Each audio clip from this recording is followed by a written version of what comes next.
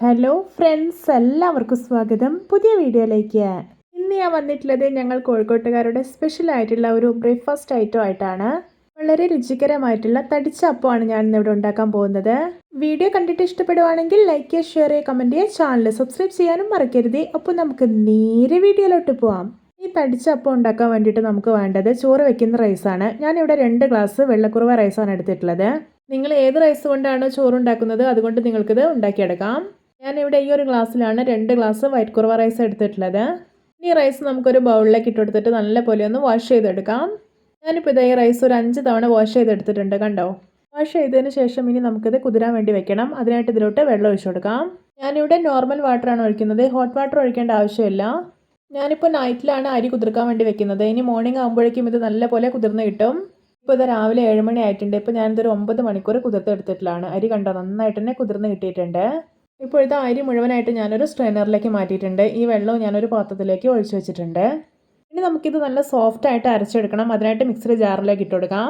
ഇത് ചോറ് വെക്കുന്ന റൈസ് ആയതുകൊണ്ട് തന്നെ നന്നായിട്ട് കുതിർന്ന് കിട്ടണം. അപ്പോഴേ നല്ല സോഫ്റ്റായിട്ട് അരച്ചെടുക്കാൻ പറ്റൂ. ഇപ്പോൾ ഇത് അരി മുഴുവനായിട്ട് ഞാൻ ജാറിലേക്ക് ഇട്ട് കൊടുത്തിട്ടുണ്ട്. ഇനി ഇതിലോട്ട് ആവശ്യത്തിനുള്ള ഉപ്പ് ഇട്ട് കൊടുക്കാം. ഇതിലോട്ട് നമ്മളിനി എക്സ്ട്രാ അരിപ്പൊടി ഒന്നും ചേർക്കുന്നേ ഇല്ല കേട്ടോ. ഇനി ഇതിലോട്ട് 1 ഗ്ലാസ് വെള്ളം ഒഴിച്ചു കൊടുക്കാം. എന്നിട്ട് നല്ല സ്മൂത്തായിട്ടൊന്ന് അരച്ചെടുത്ത് വരാം. ഞാനിവിടെ അരി കുതിർത്തെടുത്തിട്ടുള്ള വെള്ളമാണ് ഒഴിക്കുന്നത്. ഇപ്പോഴത്തെ നല്ല സ്മൂത്തായിട്ട് തന്നെ അരച്ചെടുത്തിട്ടുണ്ട്, കണ്ടോ.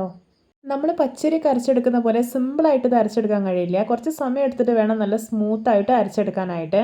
ഇനി നമുക്കിതൊരു ബൗളിലേക്ക് മാറ്റി കൊടുക്കാം. അപ്പോൾ നമ്മുടെയൊക്കെ വീട്ടിൽ എപ്പോഴും ഉണ്ടാകുന്ന ഒരു 3 ഇൻഗ്രീഡിയൻസ് മാത്രം ഉപയോഗിച്ചിട്ട് ഉണ്ടാക്കിയെടുക്കാൻ പറ്റുന്ന വളരെ ടേസ്റ്റിയും വെറൈറ്റി ആയിട്ടുള്ള ഒരു അപ്പം റെസിപ്പിയാണിത്. എല്ലാവരും ഇതുപോലെ ഒന്ന് ഉണ്ടാക്കി നോക്കണേ. ഇനി ഇതിലോട്ട് കുറച്ച് ജാറ് കഴുകിയിട്ട് വെള്ളം കൂടി ഒഴിക്കുന്നുണ്ട്. എന്നിട്ടൊന്ന് നല്ലപോലെ മിക്സ് ചെയ്തെടുക്കാം. ഇപ്പോൾ ഒരു മാവിൻ്റെ കൺസിസ്റ്റൻസി കണ്ടോ, കുറച്ച് തിക്കായിട്ടാണ് ഇരിക്കുന്നത്. ഈ ഒരു പാകത്തിൽ വേണം നമ്മൾ മാവ് റെഡിയാക്കി എടുക്കാൻ. ഞാനിപ്പോൾ ഇതിലോട്ട് ടോട്ടൽ ഒഴിച്ചിട്ടുള്ളത് 1 ഗ്ലാസും ഒരു 4 ടേബിൾ സ്പൂൺ വെള്ളവുമാണ്. ഇനി നമുക്ക് തടിച്ചപ്പം ഉണ്ടാക്കിയെടുക്കാം. ഇപ്പോഴത്തെ തവ നല്ലപോലെ ചൂടായിട്ടുണ്ട്. ഇനി നമുക്ക് ഇതിലോട്ട് ഒരു 1.5 തവി മാവ് ഒഴിച്ചിട്ടൊന്ന് പരത്തി കൊടുക്കാം. ഇപ്പോൾ കണ്ടോ, ചെറിയ ചെറിയ ഹോൾസ് വരാൻ തുടങ്ങിയിട്ടുണ്ട്. ഇനി നമുക്കിതൊന്ന് അടച്ചു വെച്ചിട്ട് കുക്ക് ചെയ്യാം. മീഡിയം ഫ്ലെയിമിൽ വെക്കണേ. ഒരു 3-4 മിനിറ്റ് മതി ഇത് കുക്കായി കിട്ടാനായിട്ട്. ഇപ്പോൾ ഇതാ 4 മിനിറ്റ് ആയിട്ടുണ്ട്. നമുക്ക് അപ്പം എന്തായെന്ന് തുറന്നു നോക്കാം. ഇതാ നമ്മുടെ തടിച്ചപ്പം നല്ല പെർഫെക്റ്റ് ആയിട്ട് തന്നെ റെഡി ആയി കിട്ടിയിട്ടുണ്ട്. ഇനി നമുക്കിത് തവയിൽ നിന്ന് എടുത്തു മാറ്റാം. പേര് പോലെ ഇച്ചിരി തടി ഉണ്ടെങ്കിലും ആൾ സൂപ്പറാണ് കേട്ടോ കഴിക്കാൻ. പിന്നെ തടിച്ചപ്പം എന്ന പേര് കേട്ടിട്ട് നിങ്ങളിത് നല്ല ഹാർഡായിരിക്കുന്നതെന്നൊന്നും വിചാരിക്കേണ്ട. ആക്ച്വലി നല്ല സോഫ്റ്റ് ആയിട്ട് തന്നെയാണ് ഇരിക്കുന്നത്. നിങ്ങൾക്കിത് തേങ്ങാ ചട്നിക്കൊപ്പം കഴിക്കാം. പിന്നെ നോൺ വെജ് കറികൾ ഏതായാലും അതിൻ്റെ കൂടെ ഒക്കെ കഴിക്കാൻ സൂപ്പർ ടേസ്റ്റിയാണ്. ഇപ്പോഴത്തെ നമ്മുടെ രണ്ടാമത്തെ തടിച്ചപ്പവും നല്ല പെർഫെക്റ്റ് ആയിട്ട് റെഡി ആയിട്ടുണ്ട്. ഇത് നമുക്ക് തവയിൽ നിന്ന് എടുത്തു മാറ്റാം. അപ്പോൾ കുറഞ്ഞ ഇൻഗ്രീഡിയൻസ് മാത്രം ഉപയോഗിച്ചിട്ട് എത്ര സിമ്പിളായിട്ട് നമ്മൾ ഈ ഒരു തടിച്ചപ്പം ഉണ്ടാക്കി എടുത്തിട്ടുള്ള അല്ലേ.